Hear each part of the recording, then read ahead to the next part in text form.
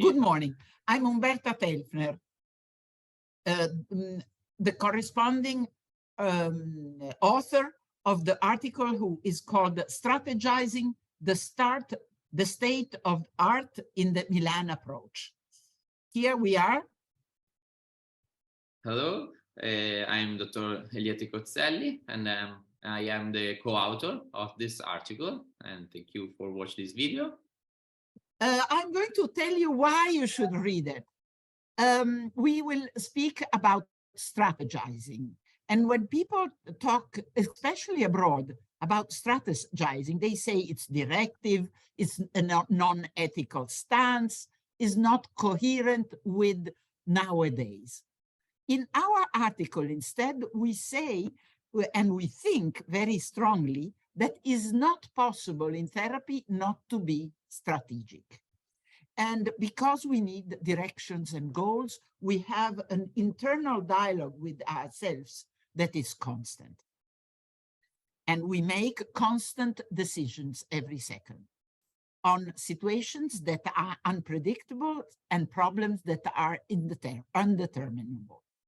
In this article, we will pass from the concept of strategy of Palo Alto to the 1987 strategizing proposal of Karl Tomm to nowadays. And nowadays, we say it is not useful to speak of directive or non-directive psychotherapy.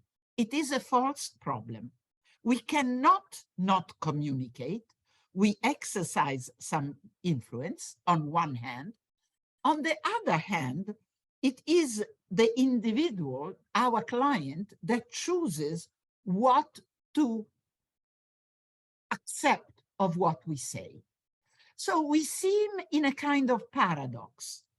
But if we think of autonomous and non-trivial machines, that people are like this, autonomous and non-trivial machine, these two positions of inevitably being directive and inevitably not being directive is what happens in therapy.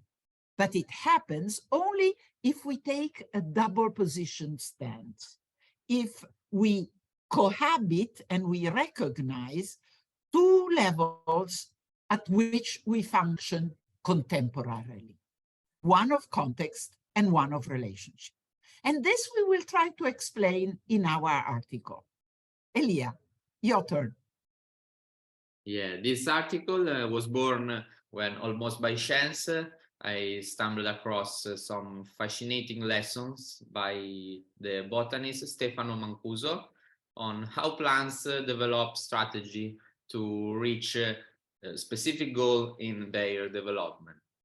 The concept of tropism, which comes from botany, struck us a lot, and it seemed to us a perfect metaphor to represent what we're trying to describe, a new attitude toward strategizing in therapy.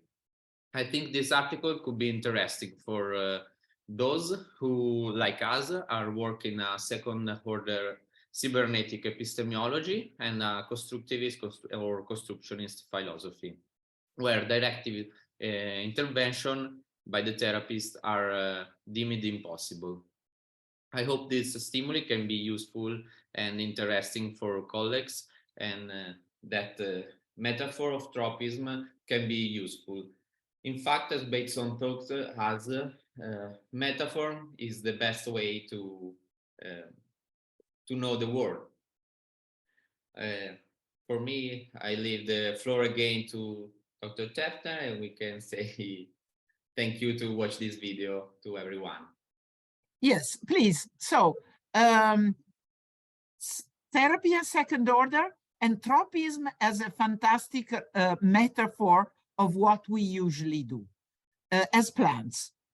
Please, I hope we have made you curious. Read us, and thank you very much.